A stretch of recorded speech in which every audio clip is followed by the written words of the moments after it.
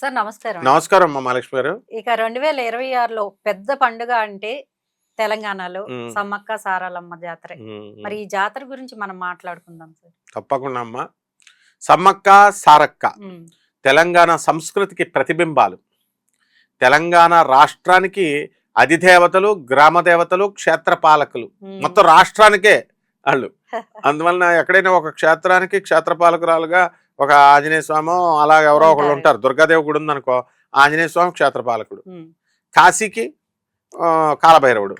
కానీ మొత్తం తెలంగాణ రాష్ట్రానికే ఆరాధ్య దైవం, క్షేత్రపాలకురాలు, గ్రామదేవత అన్నీ సమ్మక్క సారక్కే.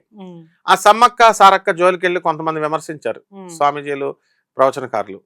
దాని తర్వాత భంగపడ్డారు. తప్పు. అందువలన మన సమ్మక్క సారక్క ఏంటంటే వాళ్ళు మనతో పాటు మానవులుగా పుట్టి మనీషులుగా మారారు. మనీషులుగా మహిమ కలిగినటువంటి దేవతలుగా మారిపోయారు. అదే జీవితానికి పరమార్థం. ప్రతి మానవుడు కూడా, రాముడు మనిషిగా పుట్టాడు, మనీషి అయ్యాడు. కృషి ఉంటే మనుషులు ఋషులు అవుతారు, మహాపురుషులు అవుతారని మన గురువుగారు ఎన్టీ రామారావు గారు చెప్పినట్టు ఎవ్వరైనా అంతే అనమాట, అవ్వాల్సిందే. ఆ యొక్క నగ్న సత్యాన్ని చెప్పడం కోసమే సమ్మక్క సారక్క ఆవిర్భావం. అంటే ఇప్పుడంటే మనం మాట్లాడుకుంటున్నాం, మరి జాతర లేనప్పుడు అసలు ఏం చేస్తారు, అడవిలో ఏం జరుగుతుందని తెలుసుకోవాలని చాలా మందికి ఉంటుంది.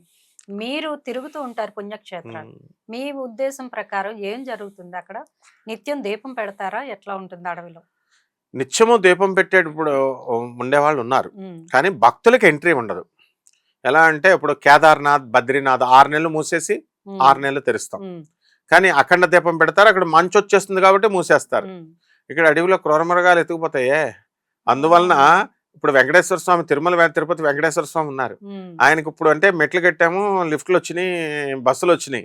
అప్పుడు పూజారి చచ్చిపోవాలి, ఒక్కసారికి వెళ్ళి మళ్ళీ రావాలి కదా. అక్కడ మనకి అలివేలు మంగాపురం ఉంది కదా అమ్మవారి గుడి, అక్కడి నుంచి క్రింద నుంచి పైకి షార్ట్ కట్ మెట్లు ఉంటాయి, రోజు వెళ్ళి పెట్టొచ్చేవారు పంతులు గారు. ఆ విధంగా సమ్మక్క సారక్క కూడా ఏర్పాట్లు ఉన్నాయి జంగల్లో ఉన్నా కూడా, కానీ భక్తులకు నో ఎంట్రీ. ఎందువల్లంటే ఈ ఇన్ని సంవత్సరాలకు ఒక్కసారి సమ్మక్క సారక్క జాతర జరపాలని తెలంగాణ ఒక నియమం పెట్టుకున్నారు. అంతా కూడా బెల్లం సమర్పిస్తారు. ఈ యొక్క బంగారాన్ని సమర్పించడం అంటే బెల్లం.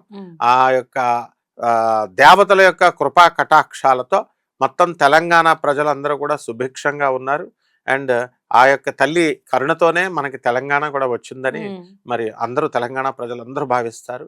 కాబట్టి తెలుగు ప్రజలందరికీ కూడా సమ్మక్క సారక్క అంటే చాలా ఇష్టం. అంటే జంపన్న వాగు గురించి మాట్లాడుకోవాలంటే, జంపన్న వాగులో బ్రహ్మాండమైనటువంటి వాటర్ ఫాల్ ఉంది. అది అది పరమ పవిత్రమైనటువంటిది.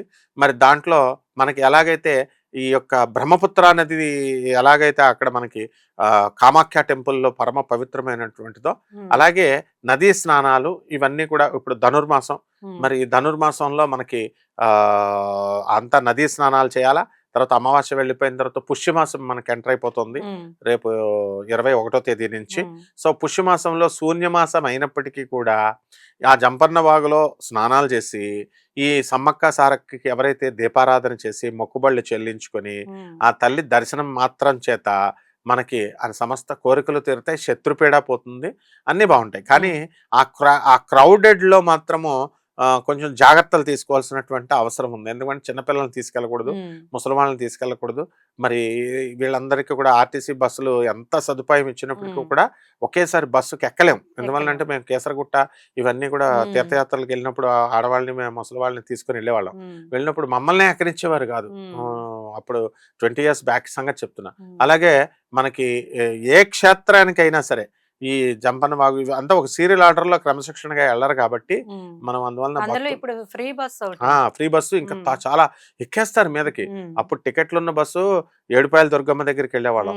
అక్కడి నుంచి రావడానికి జాతరలకు ఎక్కడికి వెళ్ళినా అంతేనమ్మా ప్రాబ్లము, ఎక్కేస్తారు మీద.